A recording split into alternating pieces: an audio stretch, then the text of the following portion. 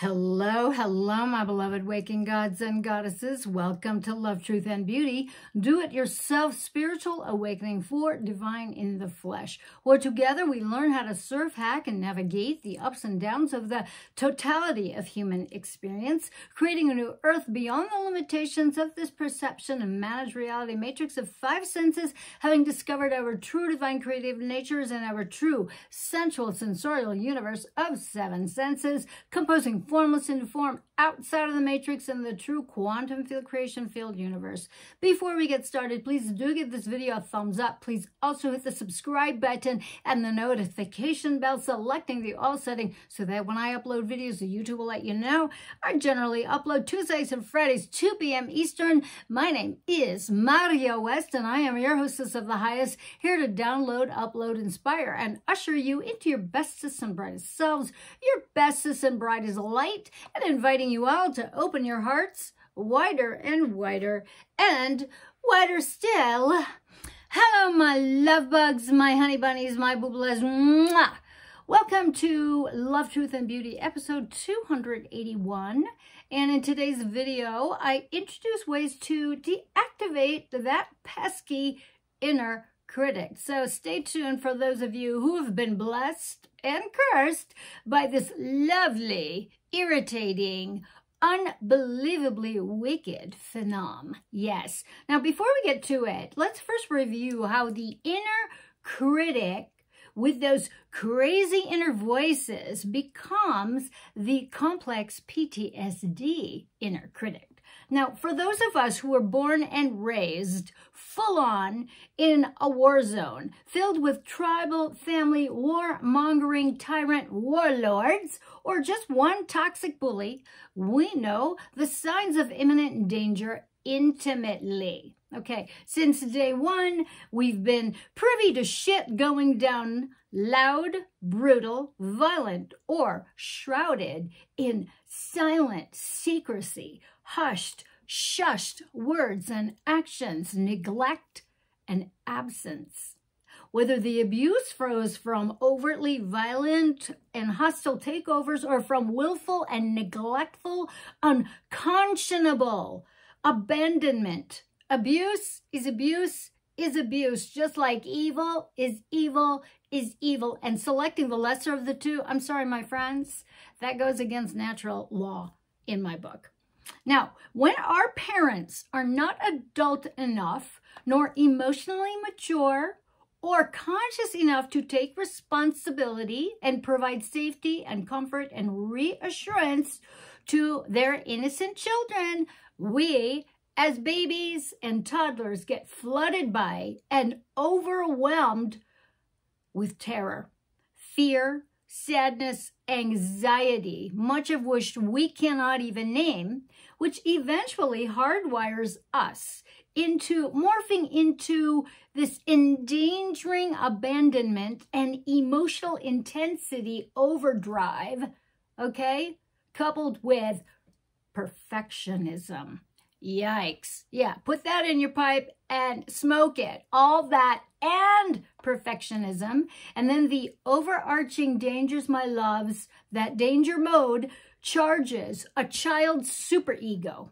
Okay, now the superego is the part of the psyche that gets downloaded with the hand-me-down, unquestioned, unchallenged generational tribal law filled with all of the parental and regulations, parental rules and regulations, often unspoken, to ensure a child's acceptance into the family fold through that child's compliance, obedience with these rules. So you get downloaded with that, and our super egos, yep, we get downloaded with that.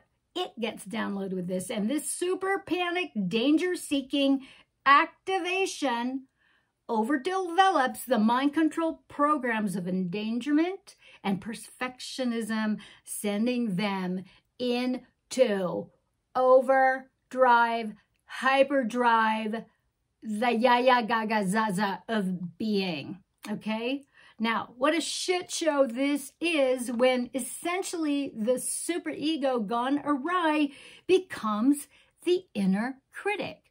An innocent child, often pre-verbal, desperately seeking parental caretaker approval, all because of their lack of care. And because of the parental indifference and lack of care, the more the child fails to get that parental recognition or care, the more hostile and belligerent the inner critic becomes, because it erroneously blames you, the child, for the rejecting disapproval and the parental neglect. Okay? Failing to understand that the actual cause of the child's fear and anxiety and hopelessness and panic is rooted in the abject neglect and abuse from the parents' shortcomings. It is fucked up. It is deplorable. Yikes.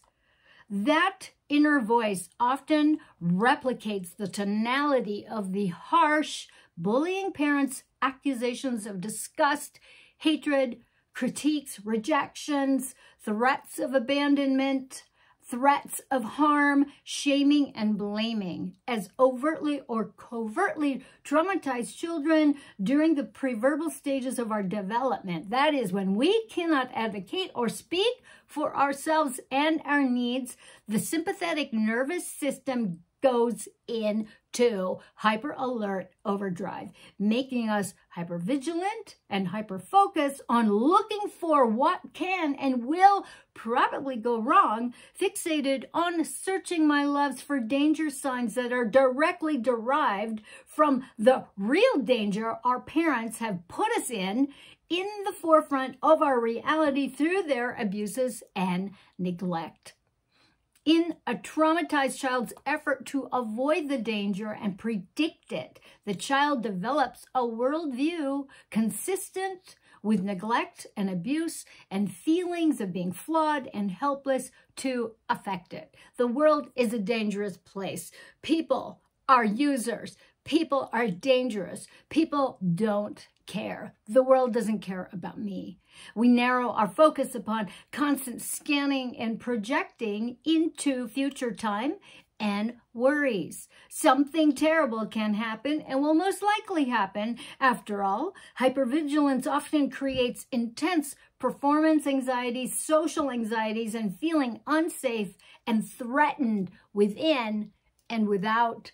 Surroundings are dangerous. Okay, now what an exhausting experience. The fatigue is real, my loves, like a soldier in an actual war zone, constantly under attack.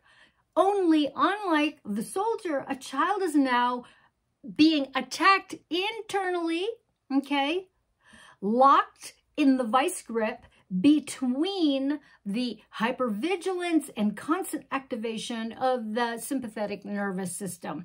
Okay, now I know all this from personal experience of desperately trying to relieve my fears and my anxieties and my depression and sadness of neglect, rejection, and abandonment, which my psycho mother made very plain to me under no uncertain terms. There was no question. I was both too much and not enough.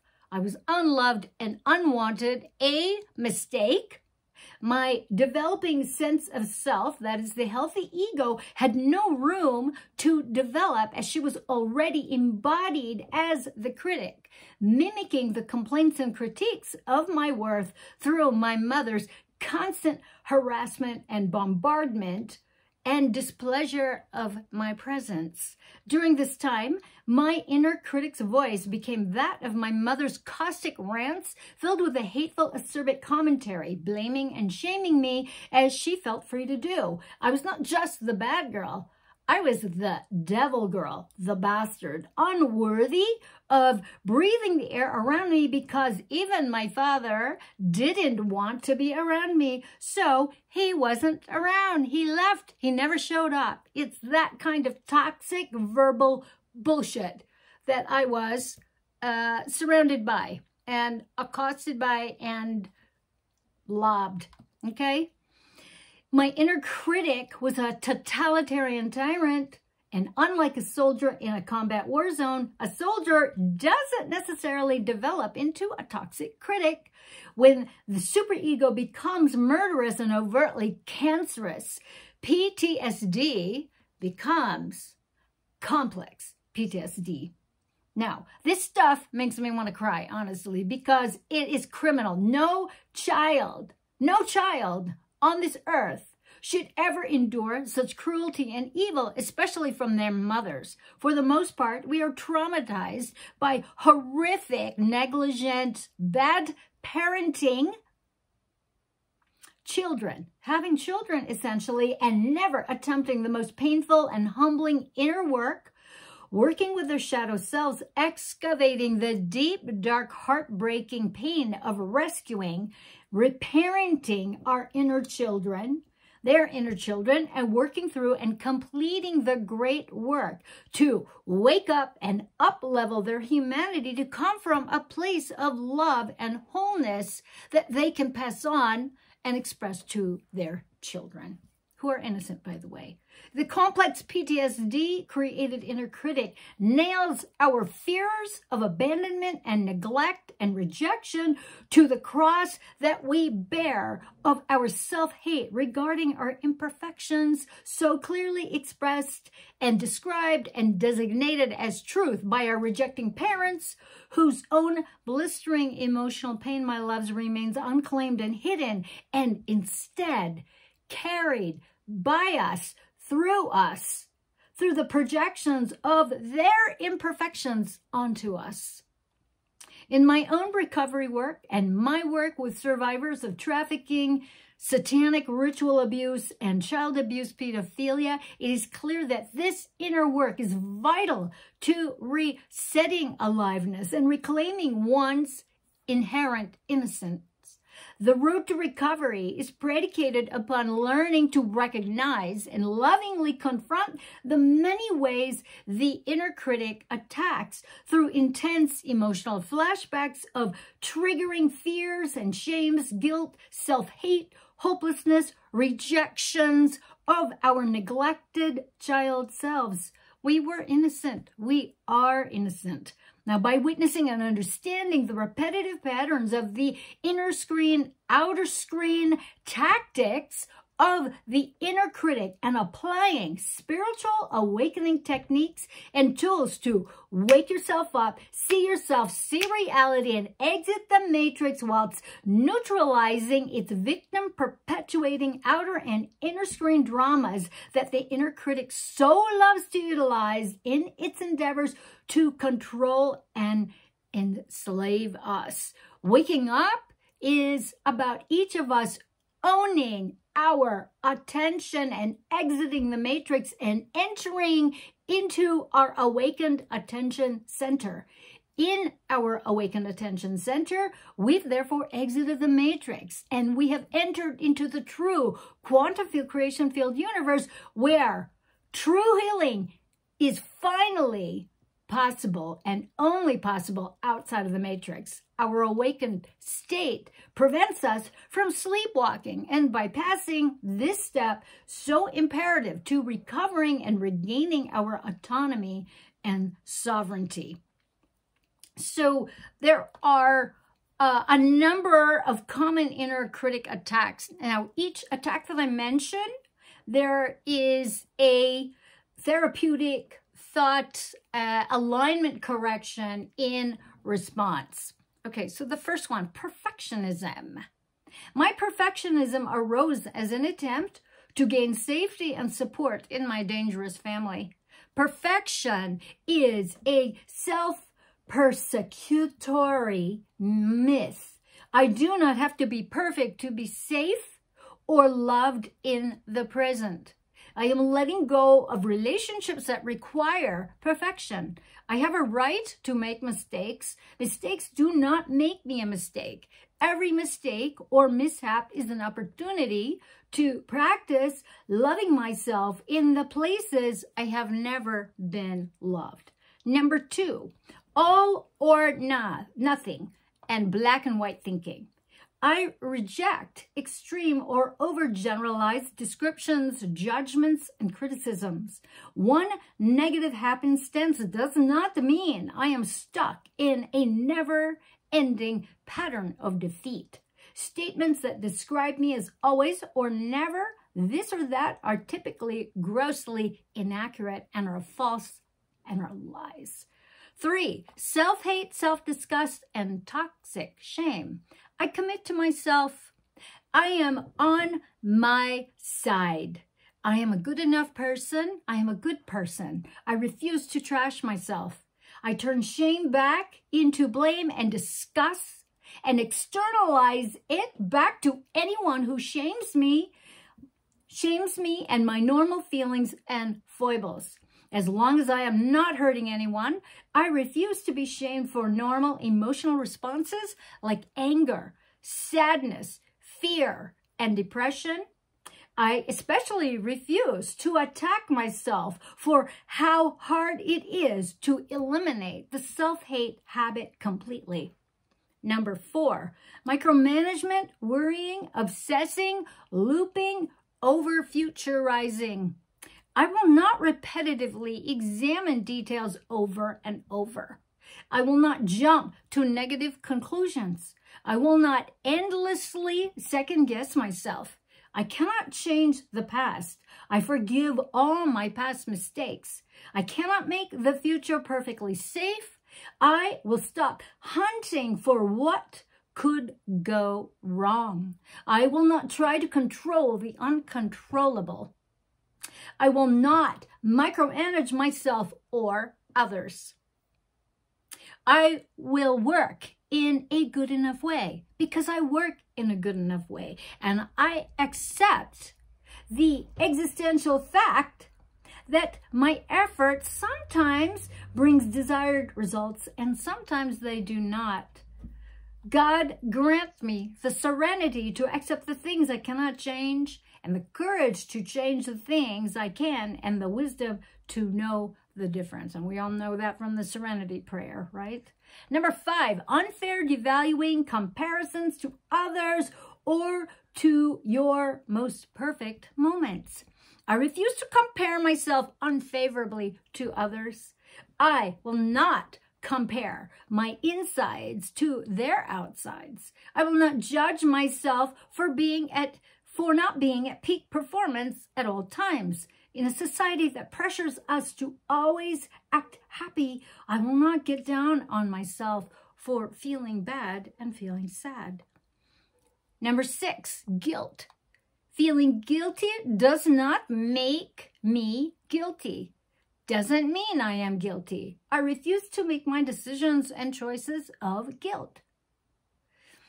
Sometimes I need to feel the guilt and do it anyway. In the inevitable instances when I inadvertently hurt someone, I will apologize, make amends, and let go of my guilt. I will not apologize over and over again and again. I am no longer a victim. I will not accept unfair blame and over responsibility. Guilt is sometimes camouflaged as fear. I feel guilty and afraid, but I am not guilty or in danger. Okay. 7, shoulding. I will substitute the words want to for should and only follow this imperative if it feels like I want to, unless I am under legal, ethical, or moral obligation. Very, very interesting. Number 8, overproductivity, workaholism, busyholism, proving. I am a human being, not a human doing. I will not choose to perpetually be productive. I am more productive in the long run when I balance work with play and relaxation and rejuvenation. I will not try to perform at 100% all the time. I subscribe to the normalcy of vacillating along a continuum of efficiency. Number 9, harsh judgments of self and others, name calling. I will not let the bullies and critics of my early life win by joining and agreeing with them. I refuse to attack myself or abuse others. In retaliation, I will not displace the criticism and blame that rightfully belongs to my dysfunctional caretakers onto myself or the current people in my life. I care for myself. The more solitary, the more friendless, the more unsustained I am, the more I respect myself. Okay. Number 10, drasticizing, catastrophizing, hypochondriacizing. Okay, I feel afraid, but I am not in danger. I am not in trouble with my parents. I will not blow things out of proportion. I refuse to scare myself with thoughts and pictures of my life deteriorating. No more homemade horror films and disaster flicks. I will not turn every ache and pain into a story about my imminent demise. I am safe and I am at peace. Number 11, negative focus. I renounce over noticing and dwelling on what might be wrong with the life around me. I will not minimize or discount my attributes. Right now, I notice, visualize, and enumerate my accomplishments, talents, and qualities, as well as the many gifts that life offers me, like nature, music, films, delicious food, beauty, color, friends, pets, my intuition, my beautiful self. Number 12, time urgency. I am not in danger. Okay? I do not need to rush. I will not hurry unless it is a true emergency. I am learning to enjoy doing my daily activities at a relaxed pace. Number 13, disabling performance anxiety. I reduce procrastination by reminding myself that I will not accept anyone's unfair criticism or perfectionist expectations of me. Even when afraid, I will defend myself from unfair criticism. I won't let fear make my decisions. 14, perseverating about being attacked. Okay, unless there are clear signs of danger, I will stop my projections of past bullies, critics unto others. The vast majority of my fellow human beings are peaceful people.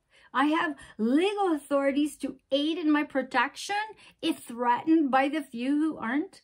I invoke thoughts and images of my friends, their love and support. Now, critic attacks, like most things, are not all or nothing, all or none. They can vary in intensity and duration. Now, most of these case examples that follow are on the extreme end of the spectrum. I choose them because they are more illustrative of how the critic operates. Okay, so we're going to talk more about that next time. And so we're going to be talking more about being able to deactivate and shrink down the inner critic. Okay, my loves, that is my speech. I hope you find this helpful.